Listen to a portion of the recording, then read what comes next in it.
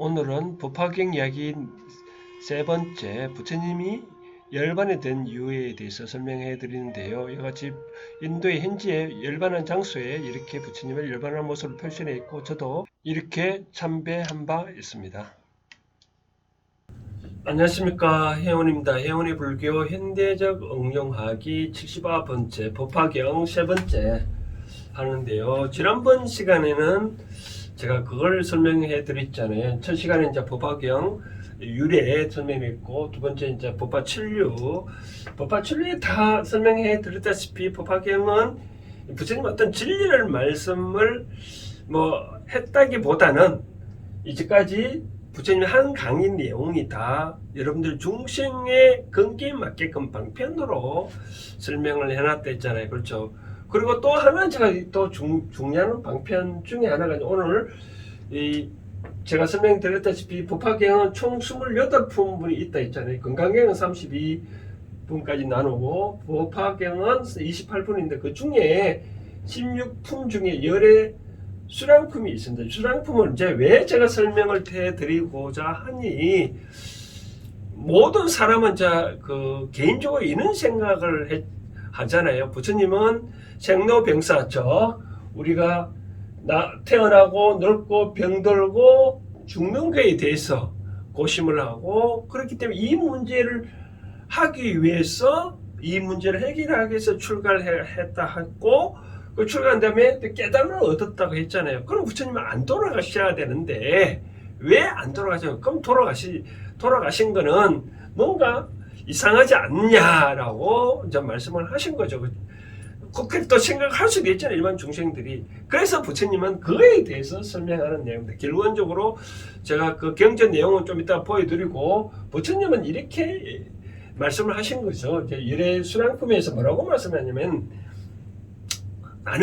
나는 비록 지금 내가 멸도로 만약에 이 육신을 벗는다, 죽는다고 하는 것은, 만약에 내가 죽지 아니하고 계속 있다 그러면 어떻게 되겠어? 중생들이, 그럼 내가 부처님을 가서 한 만나 뵙고 내 복을 받고 내 죄를 다 씻어준다면 굳이 내가 착하게 살 필요가 뭐가 있겠냐. 일반 중생들이 그렇게 생각할 수도 있잖아요. 그렇죠?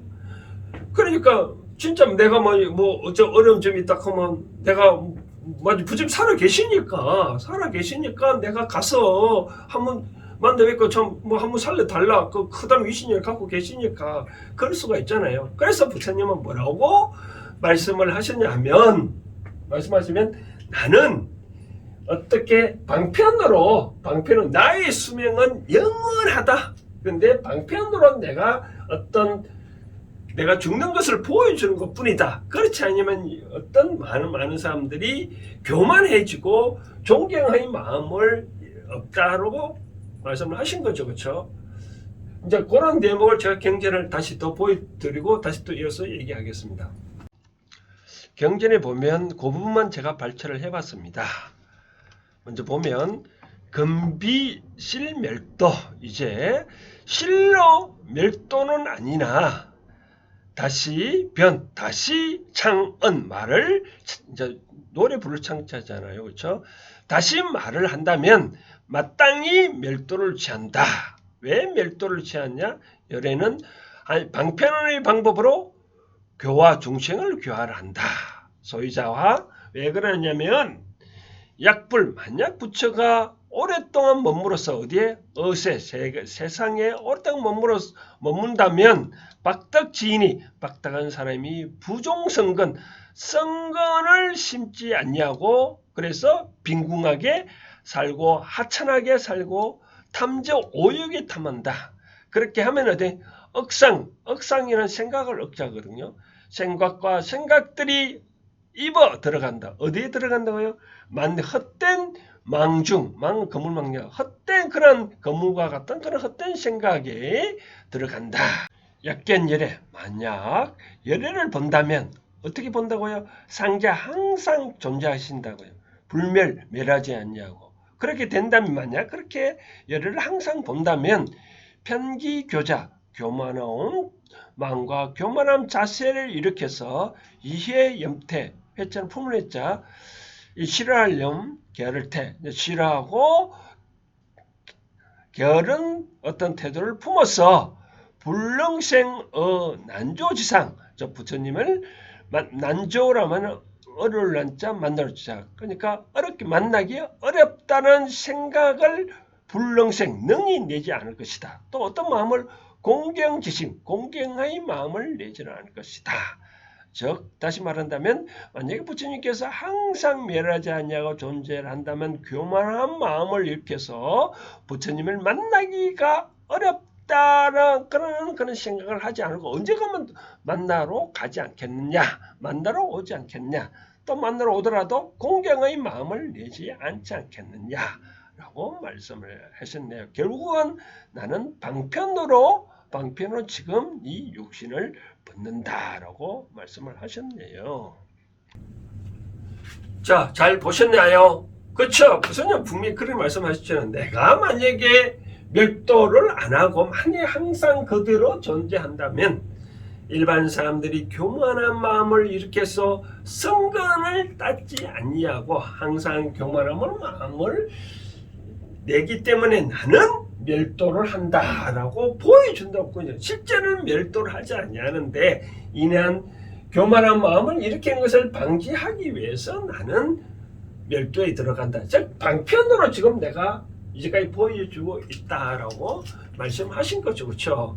그래서 그러면 해문의 불교 현대적 응용하게 하는 차원에서 저는 또 이렇게 말씀을 드리고 싶네요. 뭐냐면 자 부처님은 이제 돌아가시고 없잖아요. 그렇죠? 안 계시잖아요. 육신이 안 계시는데 우리가 어떤 뭐 절에 가서 불상이나 어떤 데서 뭐 절을 하는 거 보면 조금 이상하지 않을까요? 뭐 이런 형상이라든지 탑이라든지 여기에 대해서 우리한테 무엇을 과연 말씀을 해주고 있나요?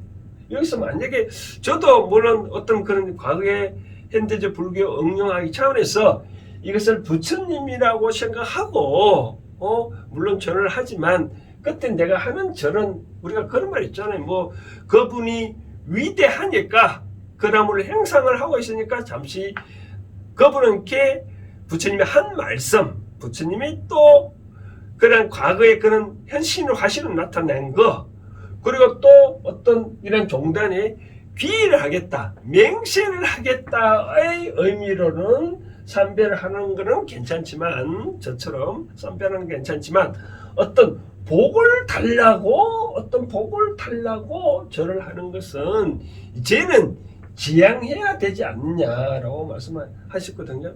바로 이 대목에서 거기서 부처님 아까 말씀을 하셨잖아요.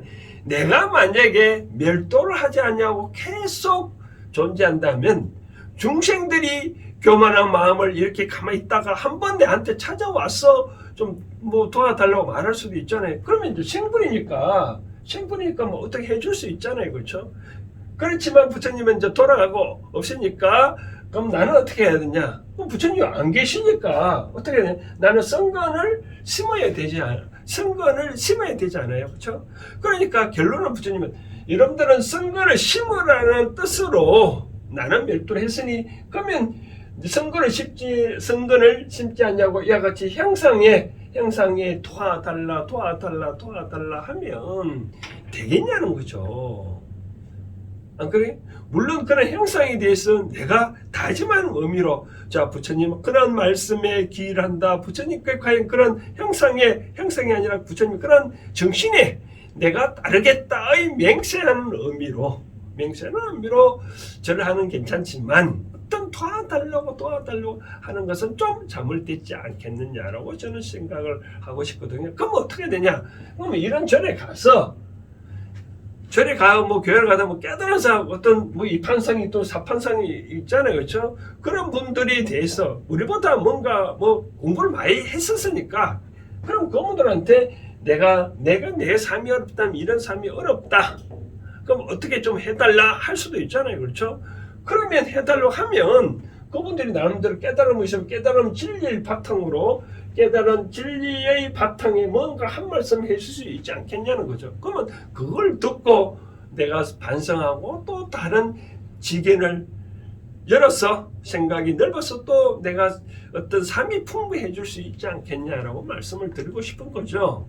그래서 저는 말씀드려요. 그러게 만약 성자가 없다면 제가 말씀 뭐 어떤 절에 가도 다 스님들이 있으니까 그분들이 만약에 잘 못 가르쳐 준다면 그럼 저한테 뭐 해온 그 유튜브 방송 계속 듣거나 아니면 나의 어떤 무엇 때문에 내 삶이 어려운지 하는 반성을 한번 해보라는 거죠. 제가 언젠가 말씀드렸잖아요. 그 도안거 공부는 어떻게 하냐면 이제까지 내가 한 7개의 정도로 한번 나의 뭐가 모습점이 있는지 한번 살펴보라 했잖아요. 쉽게 예를 들면 내가 과거 올 1년 동안에 뭐 누가 그런 말 하잖아요.